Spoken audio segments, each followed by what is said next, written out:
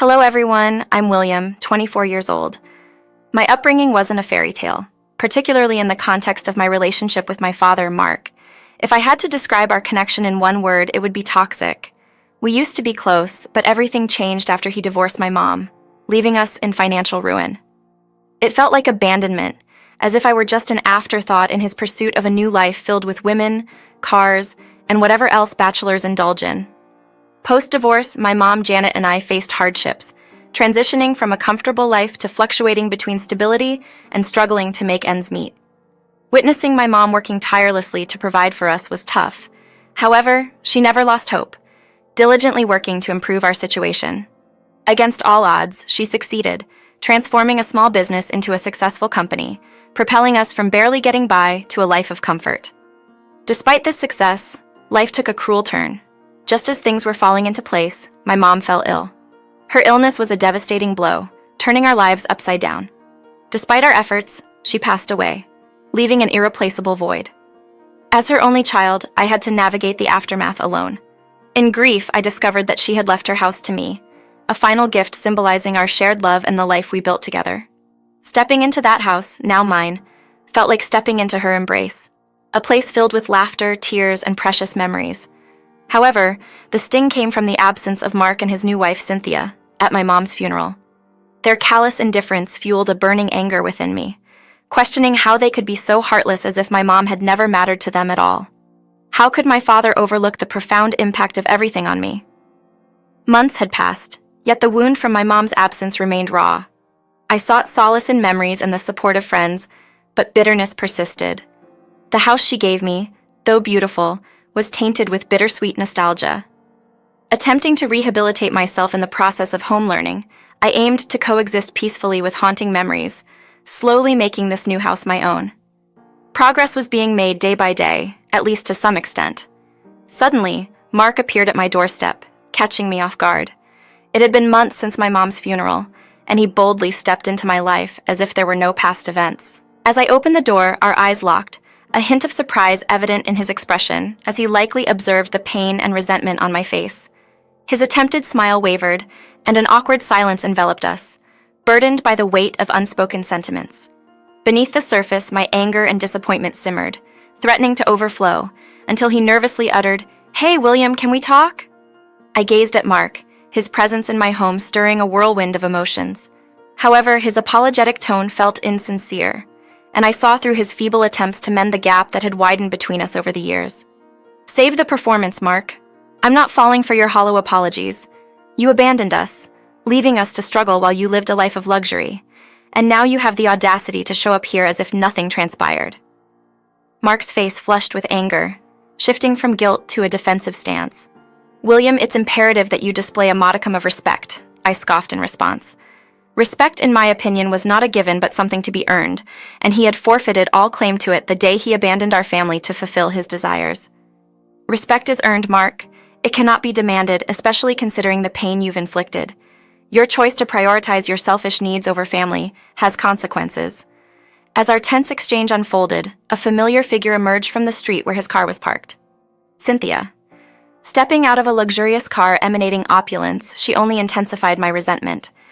Her presence reminded me of how my father consistently chose a life of extravagance over the well-being of his flesh and blood. As she reached the doorstep, I couldn't help but express my discontent. "And what brings you here, Cynthia? You both couldn't even muster the decency to attend my mom's funeral, yet here you are now, huh?" "We were busy. We had our commitments, William," she weakly explained, further infuriating me. Busy and other commitments were feeble justifications for their absence at my mom's funeral, revealing their disregard for her memory and our family. Anger and frustration surged as they stood before me, unchanged and self-absorbed, flaunting their wealth all around town. Their presence in my house, pretending as if nothing had happened, fueled the resentment within me. Finally, I confronted them, questioning their intentions and expressing the pain they had caused. "What the hell do you two want from me? Haven't you caused me enough pain? William, we need to talk. Things aren't as glamorous for us as they seem on social media. We're struggling, even to the point of selling that Aston Martin outside just to scrape together some money for something very important." Cynthia, previously silent, nervously removed her coat, revealing a protruding belly, indicating she was possibly 4 months pregnant. Shock and rage coursed through me, unable to comprehend the revelation. Are you telling me that you impregnated someone young enough to be my sister? What kind of sick joke is this? You're way too old for such irresponsible behavior, Mark. Fighting back, Mark unleashed a series of hurtful remarks, hitting below the belt and leaving me stunned. It was incomprehensible how my father could be so callous, treating me as if I were some naive child. You believe I'm just like you. That's why I distanced myself from you and your mother. I couldn't tolerate being around someone as foolish as you. Worthless, hopeless, and useless.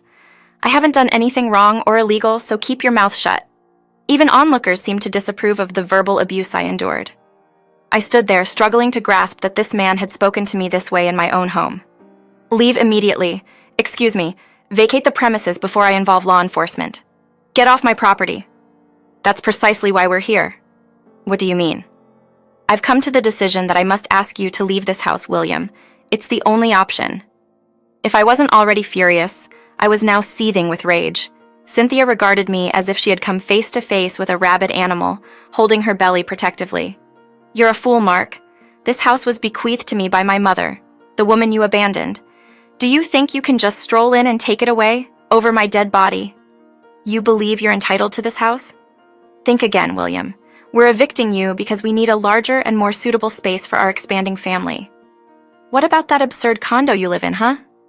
Come on, William. You know that was no place to raise a child. Besides, we have to downsize due to the financial troubles your father mentioned. This blue Suburban is perfect for us, right within budget and ideal for raising a growing family. We won't be as lavish, but we'll lead a comfortable life. His words felt like daggers, piercing deep into my wounded heart. The audacity of his plan, and the notion of him displacing me for a new family fueled the flames of anger within me. How could he want to play house now after abandoning us just a couple of years ago? He's insane. You believe I'll simply walk away, leaving my name on the deed of this car, as this house is legally mine and you can't strip it away. Are you certain about that, William? You underestimate my connections. I happen to be acquainted with the county clerk. We play golf together, you know. A mere phone call and your name on that title deed could mysteriously vanish. The audacity of his threat sent a surge of anger coursing through my veins. How dare he exploit his connections to manipulate the system and deprive me of what rightfully belongs to me? Are you prepared to descend to such depths, resorting to corrupt practices to wrestle this house away from me? You're no different from an ordinary criminal. The strength of my voice propelled my words with a force that pushed them back, compelling the culprits to confront the consequences of their actions. Momentarily taken aback by the sheer intensity of my anger, they stood there, bewildered. However, as the reality of their defeat began to dawn on them, their demeanor underwent a significant shift. Mark and Cynthia exchanged uneasy glances, revealing a hint of fear. They now understood they had underestimated my determination to safeguard what rightfully belonged to me and my mother.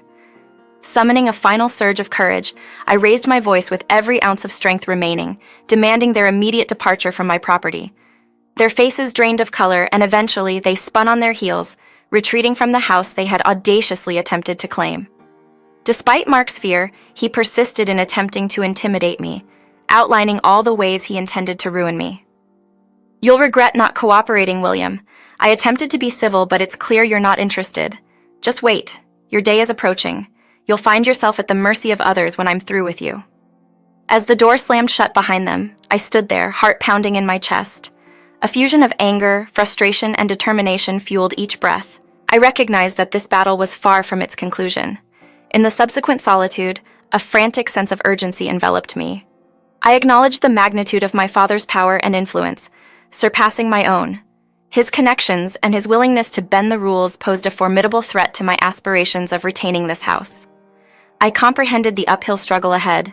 It wasn't merely a fight for a physical space, but a confrontation against the injustices of a system favoring the privileged and well-connected. Nonetheless, I refused to capitulate. I vowed to fight relentlessly to protect the legacy my mother had bequeathed to me. The house symbolized more than bricks and mortar. It encapsulated the memories, love, and sacrifices she had made for us. It stood as a representation of my identity, signifying a journey toward freedom. With renewed determination, I drew in a deep breath, mentally preparing for the challenging path ahead.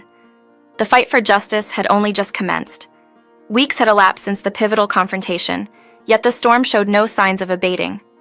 Mark, unyielding in his pursuit of control, persisted in bombarding me with hateful messages and threats.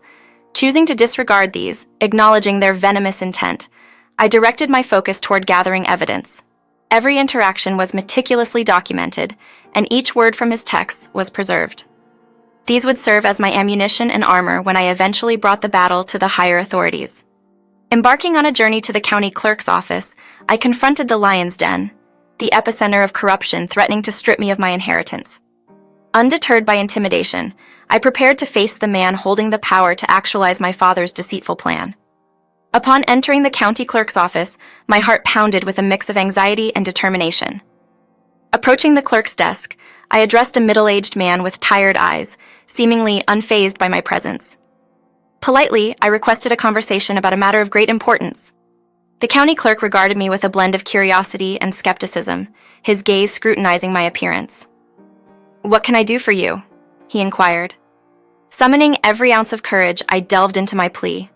Words poured out like a torrential downpour as I recounted the struggles my mother and I endured, the abandonment by Mark, his supposed golf buddy. I spoke of Mark's absence at my mother's funeral and presented the threats that continued to plague my existence, along with the fear that consumed me. As the county clerk listened, a change seemed to overcome his face. The mask of indifference dissolved, replaced by a genuine look of concern. "Please, sir," I implored, "I beg you to understand the truth. Mark has manipulated the situation, downplaying his role in our suffering. I know he's been trying to convince you to change the title deed, but I implore you to see through his deception and not allow him to take what rightfully belongs to me. I'm all alone, and I need all the help I can get." The county clerk's eyes softened, reflecting an unexpected glimmer of sympathy. Leaning back in his chair, he took a moment to absorb the gravity of my words. "I was completely unaware that I had a son around your age. I couldn't fathom the challenges you must be facing. Until recently, I did not know that the situation involving Mark was an authentic account. Mark always portrayed himself as the victim, asserting that you were a spoiled brat and that he intended to teach you a lesson. However, his words seemed dubious to me. Perhaps that's why I hesitated when he asked for my assistance. I had a sense that something was amiss, but the severity of the situation was beyond my anticipation. His words hit me like a bomb, confirming that my pleas hadn't fallen on deaf ears.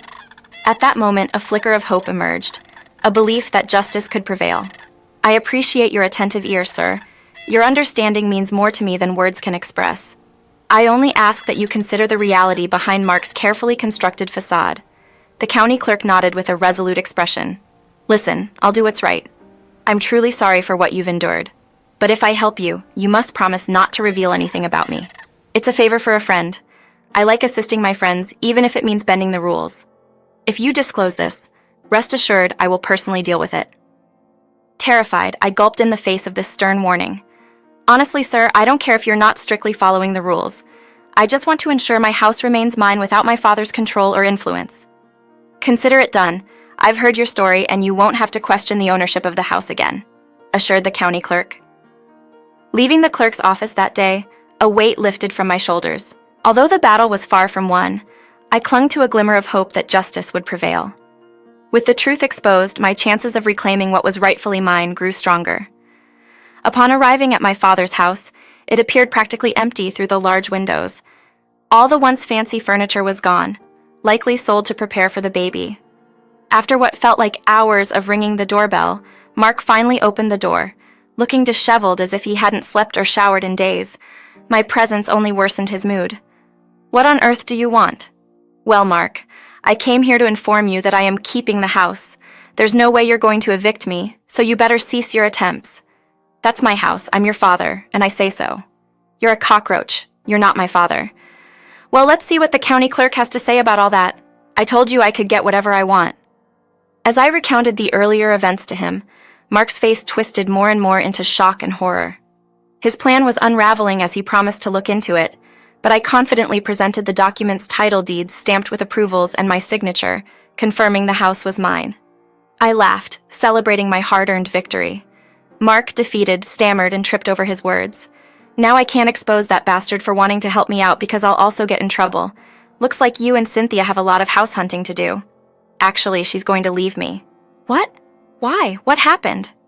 "She saw that I wasn't getting your house fast enough. This morning, she told me that if our names weren't on the title deed by the end of the week, she'd leave me. And now that you've told me all about this, she'll leave me for sure. Sucks to be you then.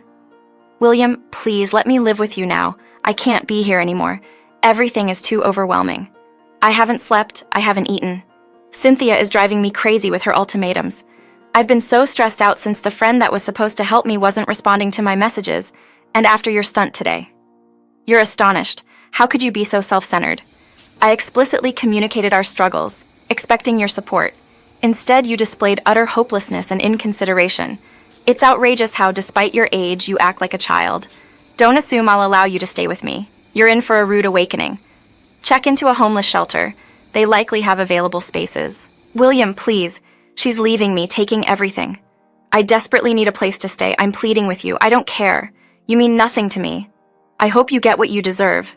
You can't trample on people and expect it to go unnoticed. Ever heard of karma? It's catching up to you, Mark. I pray that God lets me witness your life falling apart. I didn't fully grasp the details of Cynthia divorcing Mark and taking a significant portion of his money. However, he visibly deteriorated, succumbing to alcohol addiction. It seems she drained him dry, leaving him in despair. Word got out about his cunning and corrupt nature, making him a social pariah. Although he's surviving in a hotel, contemplating his next move, one thing is certain. He'll never confront me with the same anger and entitlement. I'm no longer a kid, and I'm ready to fight for anything my mother left behind. If he's foolish enough to challenge me again, I'll ensure he remains grounded.